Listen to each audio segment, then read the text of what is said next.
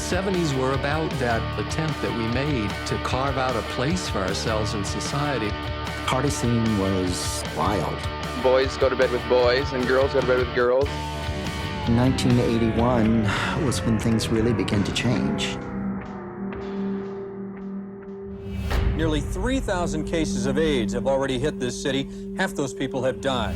The AIDS epidemic was raging.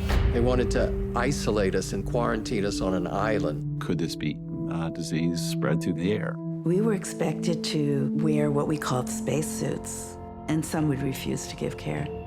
It made me angry. We have to do something. At San Francisco General Hospital, the staff is gearing up for the opening of a special wing to treat AIDS victims. It was built by the nurses there. We were gay, we were straight, we were young, we were old. And of course, that was a time when nobody even knew how it was spread. The danger was very real. AIDS is 100% fatal. We ought to be focusing on what we do to prevent all of us from getting the disease and dying. You have to get out of the mode that you're here for curing people and really get into the mode that you're here to care for people. People were like, well, you're probably going to get AIDS and you're probably going to die. I might have some anxiety about this, but I'm more pissed off and angry than I am scared. They made the rules as they went along.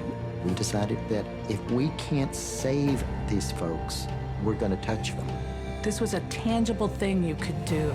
Wash them, put moisturizer on them. You were allowed to love your patients. So much in life is not what you say or what you do, it's how you make people feel.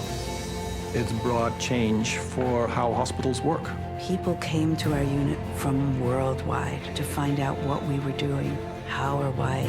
We weren't afraid. You don't have to have a hazmat suit every time you're around an AIDS person. You don't have to burn their bed because they died. The nurses were the real heroes. They stood up when nobody else would, and they were willing to take those risks.